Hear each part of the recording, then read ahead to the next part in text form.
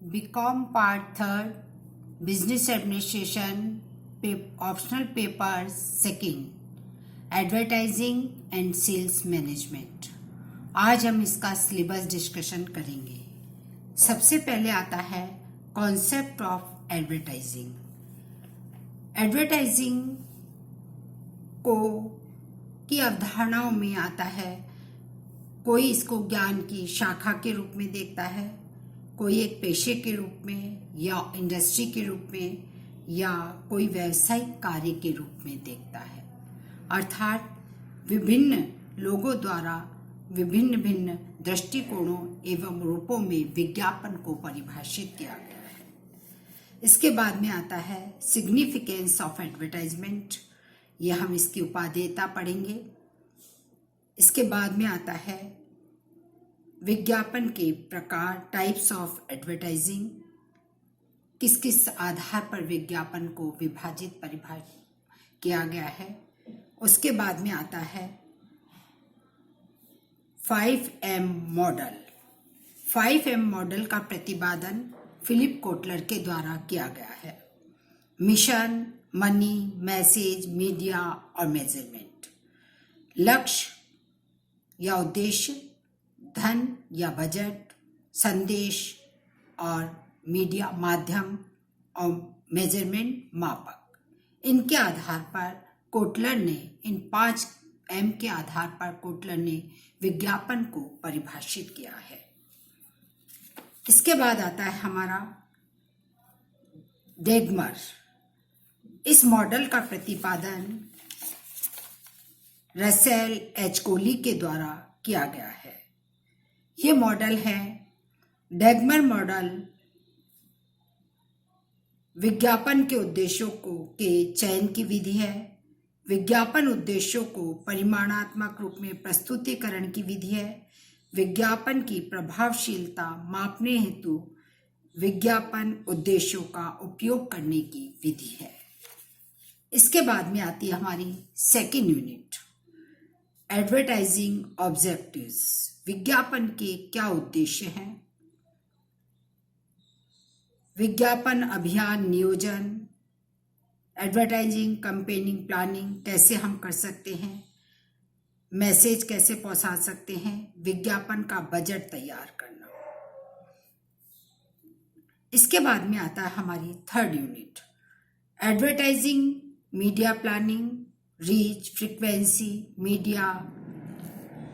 इसके अंतर्गत हम इन मीडिया प्लानिंग करते हैं, अनुसूचीयन करते हैं, विज्ञापन माध्यमों का चुनाव करते हैं कि हमें आज वर्तमान में बहुत सारे विज्ञापन माध्यम हैं। पत्र पत्रिकाओं द्वारा भी किया जा सकता है, रेडियो टेलीविजन द्वारा भी किया जा सकता है, होल्डर्स के द्वारा भी किया जा सकता है, दृश्य श्रव्य दोनों माध्यमों से किया जा सकता है। तो हम किस माध्यम का चुनाव, फिर हमारा विज्ञापन कितना प्रभावशाली है, इसकी भी हम मेजरमेंट करते हैं। Measurement advertising effectiveness. इसके बाद में आता है विज्ञापन एजेंसियां, क्योंकि जो भी विज्ञापन करवाए जाते हैं वो विज्ञापन एजेंसियों के माध्यम से ही करवाए जाते हैं।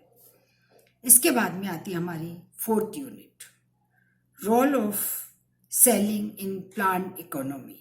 विक्रय कार्य, अर्थव्यवस्था तथा जीवन वृत्ति में भूमिका। वर्तमान में विक्रय कार्य को एक जीवन वृत्ति के रूप में अपनाया जाने लग गया है और इकोनॉमी में वर्तमान परिस्थिति में हमारी अर्थव्यवस्था में विक्रय कार्य का महत्व बहुत अधिक बढ़ गया है। इसके बाद आता है विक्रयकर्ता के गुण, quality of salesman, product knowledge, effective speaking and customer relationship. कि उत्पाद की नॉलेज होना आवश्यक है विक्रयकर्ता में, उसका कितना अच्छा प्रभावशाली कम्युनिकेशन है, संप्रेषण है, तथा ग्राहकों से किस प्रकार से संबंध स्थापित किए जाने चाहिए, ग्राहक कौन कौन से प्रकार के होते हैं, उसमें कौन कौन से, एक विक्रयकर्ता में कौन कौन से गुण होने चाहिए, जैसा बताया गया है। इसके बाद में आता है ऑर्गेनाइजेशन सेल्स ऑफ ऑर्गेनाइजेशन, ये भी हम इसके अंतर्गत पढ़ेंगे।